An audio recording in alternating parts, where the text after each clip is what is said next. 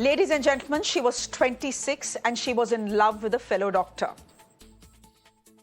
This was a fairy tale romance that was headed towards matrimony, till money came in the way. It ended in suicide, and it happened in India's most literal state, Kerala. The story is shocking for multiple reasons. Its protagonists are young doctors. They belong to upper middle class families. And they come from India's most educated state. And yet a 1,000-year-old curse played out for them in 2023, a year when we have a woman president and a woman chief minister in our country. This young lady on your screens, ladies and gentlemen, is Dr. Sahana. She was 26 and pursuing her PG at the Government Medical College in Trivandrum. So was Dr. Ruwais, her batchmate, who had proposed to her. Dr. Sahana's family claims that the groom's family demanded 150 gold coins, 15 acres of land, and a BMW car in dowry. They didn't just ask for it, they insisted upon it. But Sahana's family was not in a position to meet these demands. Her father, who used to work in the Gulf, had died 2 years ago. But for the happiness of their daughter, the family said they will do what they can do, like many families do. But the groom's family in this case was insistent. They said, pay up or we cancel the wedding. And then, when Dr. Sahana's family couldn't pay up, they simply called off the wedding. But by now, the wedding date had already been announced. The heartbreak was unfixable. She couldn't face others, her classmates, her colleagues, her neighbors. Come to think of it, ladies and gentlemen, he was committing a crime. He was insulting his education. He was demanding dowry. And she felt the pain and embarrassment. She couldn't take it anymore. She hung herself. She left behind a suicide note in her hostel room. It simply said, everyone wants money only.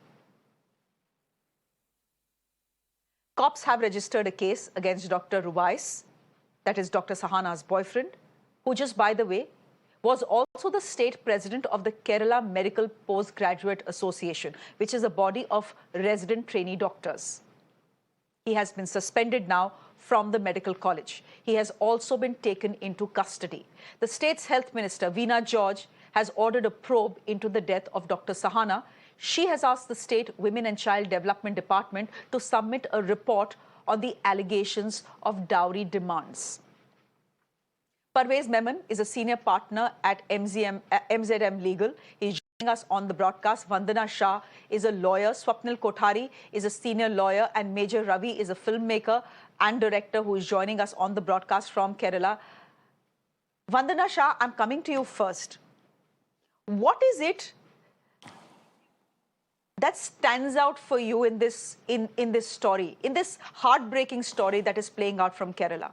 We see 7,000 deaths, dowry deaths in India every year, 19 every day. So the curse continues. But for you, in this particular case, what is it that jumps out? So thank you for having me here. I wish I was here for a happier occasion. But unfortunately, I'm raising my finger and saying, I have been counting. When will this counting of dowry deaths ever end? For me, what stands out is the misogyny. And I just think that there has to be women empowerment at another level. You know, we women need to love ourselves more. We need to be in a situation where we can buff up ourselves. And the third thing for me which stands out is there has to be a multi-stakeholder approach. I am really happy that the doctor has been suspended immediately. You see, usually in such a case, there is this bonhomie which is there, which is pressurizing the women and also the women's parents to pay up or face the consequences. And I'm going to borrow one word that you had said, that, she should have not felt the pain, he should have felt the pain. So this whole victim mentality, it has to go. And I have been saying this for a very, very long time. Everybody is aware that the Dowry Prohibition Act, it came out in 1961. But 50, 60 years later, we are still talking about dowry. And what's really sad is that dowry has now taken on another form. It's not only direct, it's also indirect. Like you pointed out, there is the BMW, there are the gold sovereign coins, there are the 15 acres of land.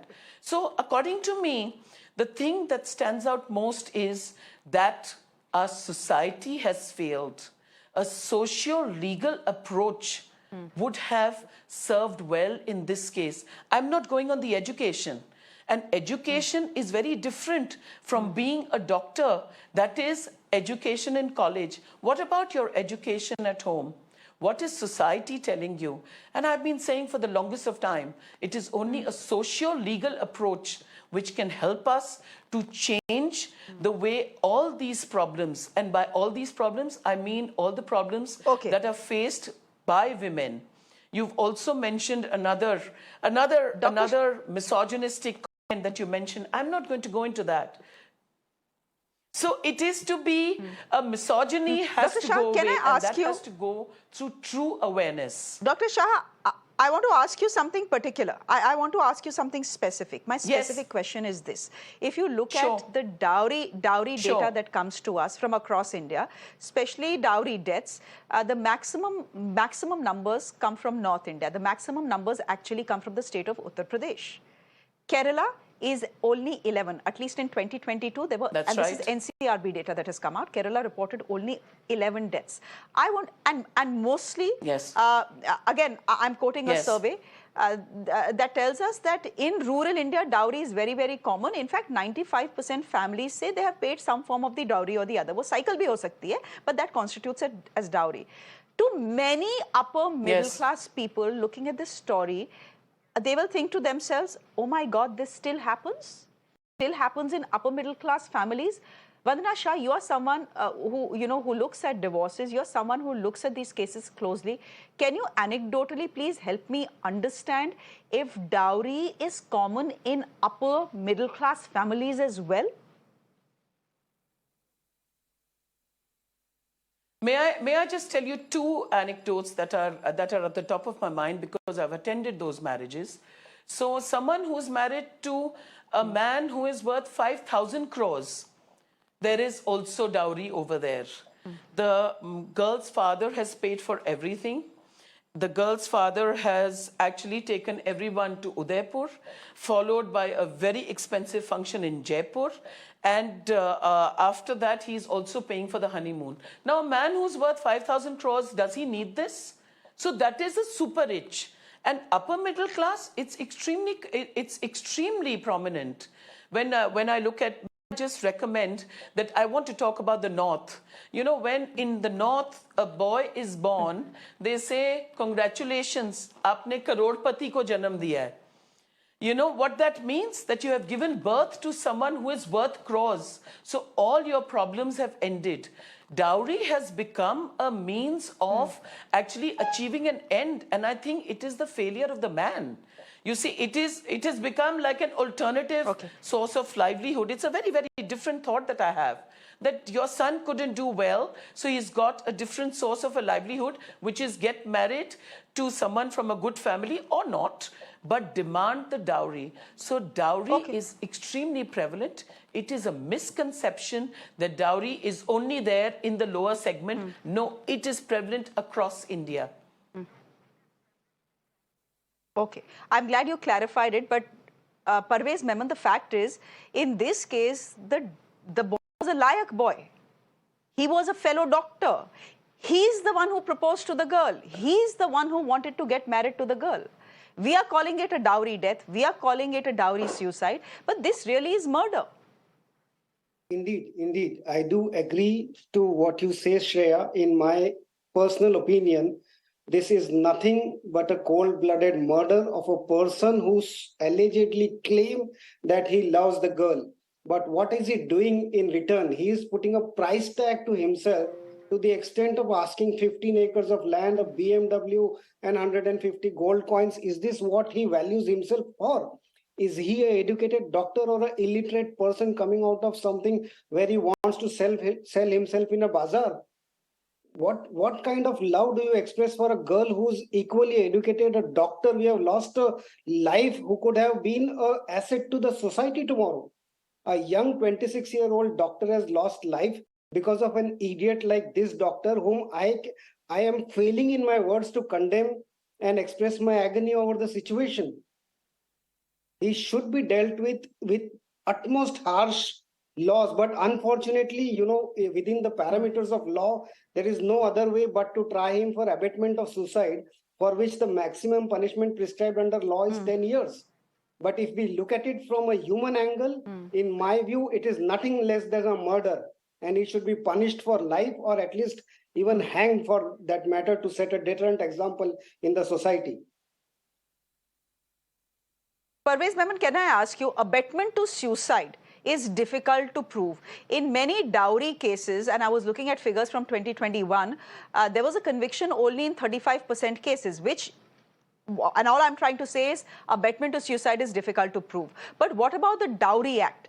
I'm asking you, if everything works out well, and if the legal system is fair to this young woman on our screens, what is the time period in jail we are looking at for the groom? See, under 306 of IPC, the punishment prescribed maximum is up to 10 years in law. So maximum punishment could be 10 years, but it is the discretion of the court to give any sort of imprisonment. It could be 1 year, 2 year, 3 year, 5 year, depending on the circumstances, evidence led. Even he could be acquitted, as you rightly said, that in many of the cases, it also results in acquittals. But there is a slight difference when we term it as a dowry death. Dowry death is defined under 304B of the Indian Penal Code, which is applicable to the cases where the person is married. It is when a married woman dies for being tortured for dowry that 304B is applied, and that is termed as dowry death. Here, in this case, because they were not married, the marriage was called off for the purpose of demand of dowry.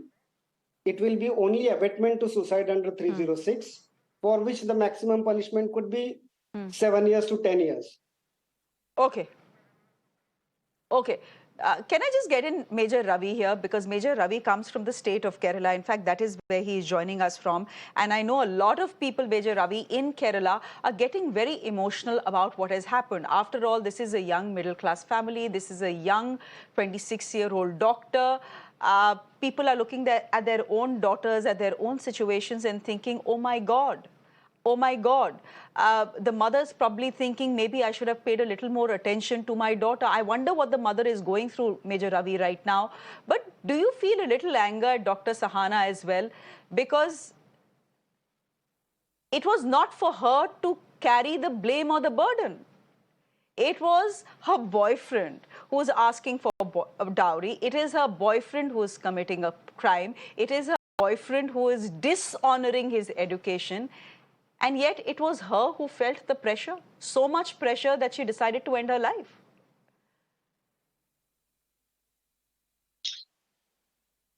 Shreya, thank you so much for calling me out here. And I can understand the anger which Pravesh just expressed. I'm also on the same line. But then, as you said, now I'm really worried about these kind of Sahana. Why? Because I would like to tell these girls that you people should be strong enough to face these kind of things.